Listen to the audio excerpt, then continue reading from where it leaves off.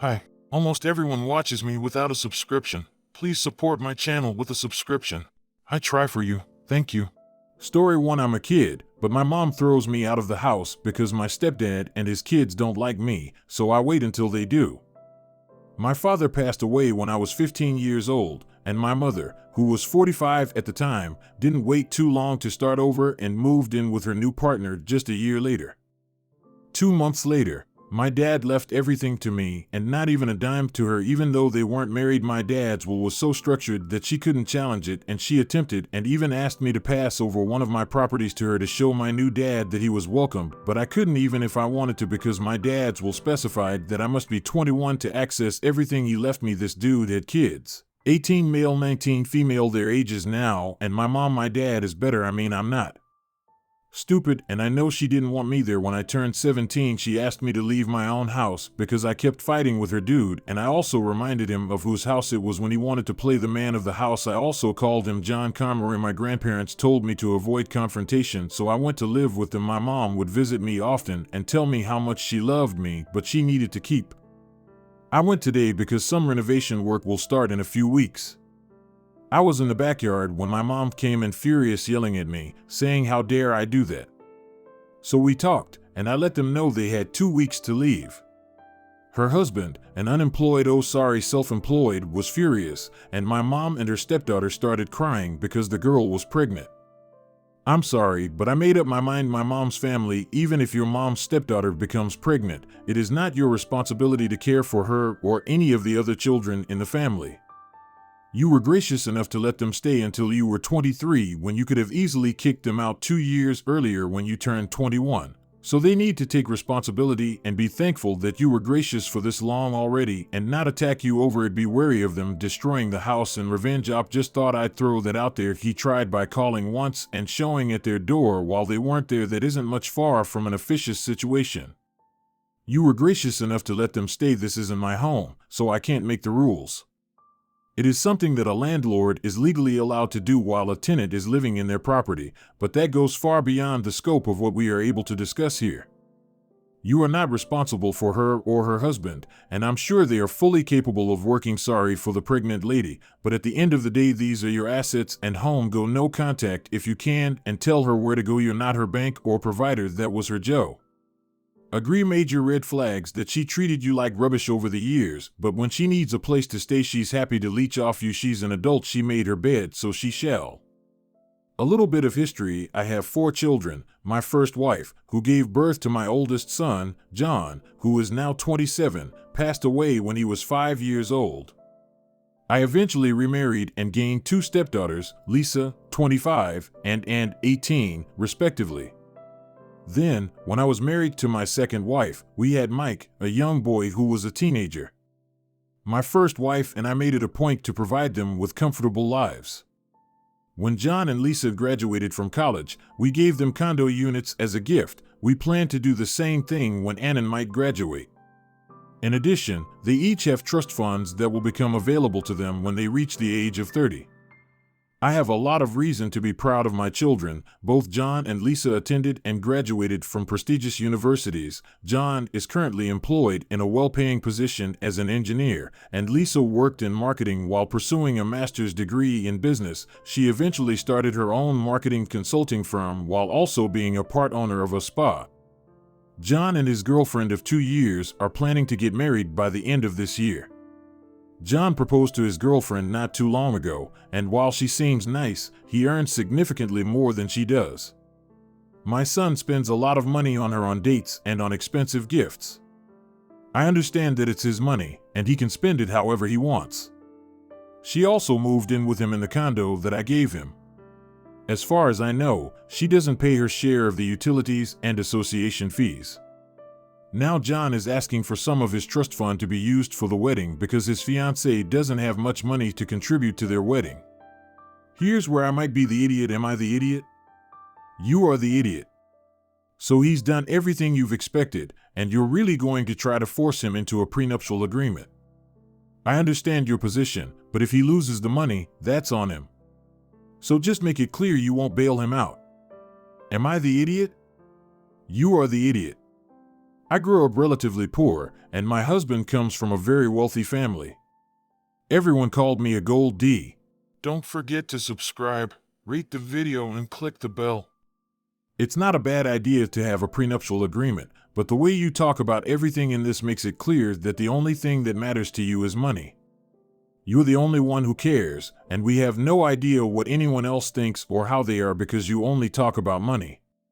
If you're such an idiot, why would premarital assets be shared once you're married? You're a team.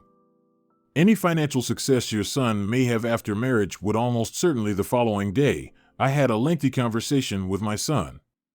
First, I apologized to him for making that comment about his fiancée because I realized it was demeaning and uncalled for. Second, I asked about their living arrangement. He did admit to paying for everything, including the bills and the food, and even pays for someone to clean because neither of them would. I asked if she ever offered to pay, and he said no. I told him that I have nothing against their arrangement and spoiling her, but my wife and I have come to an agreement that we will give them a certain amount of money as our wedding gift to them.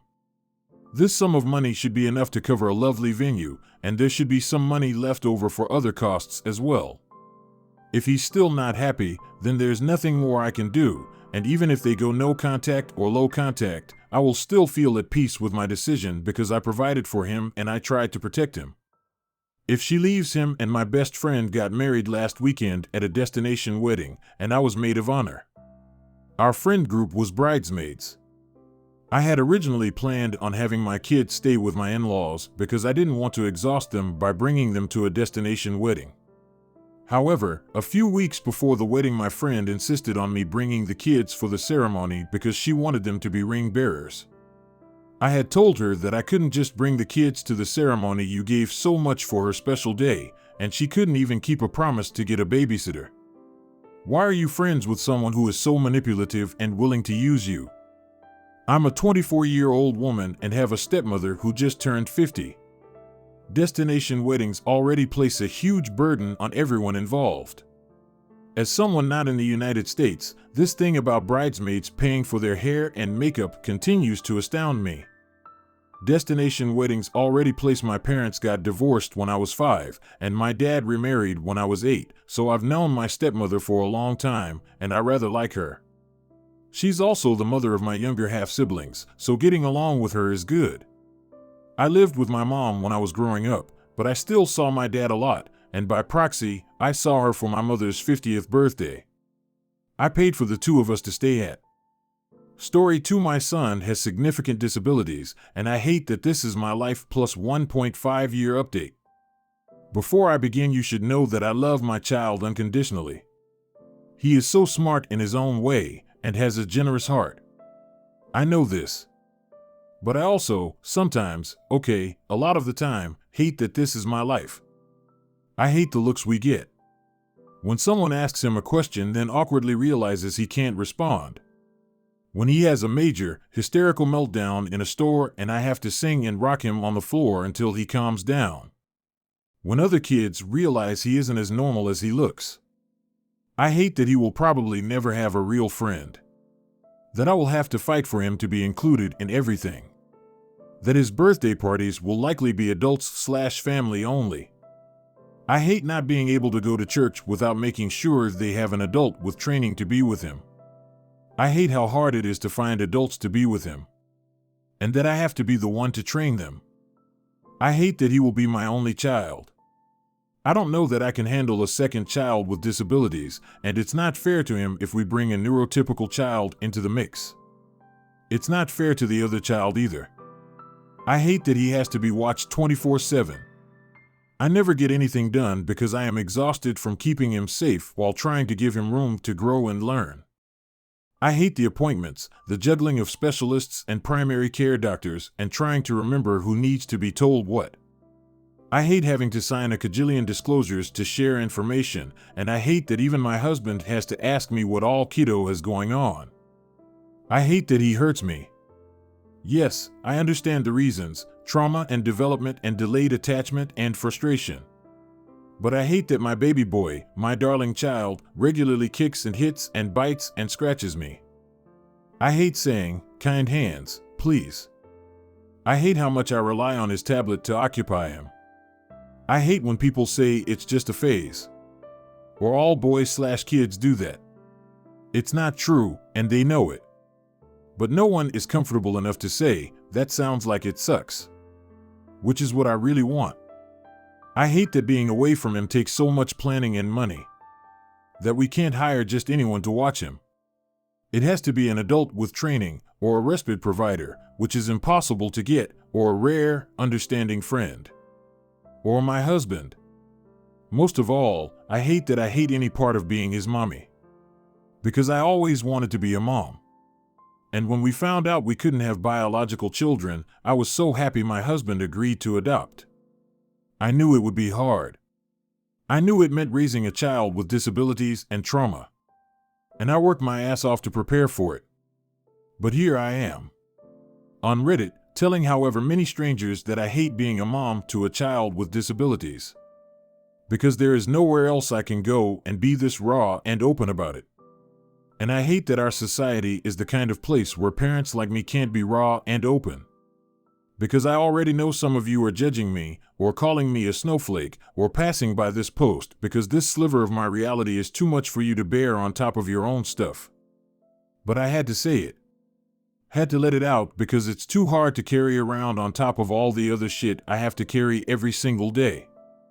Notable comments. User comment.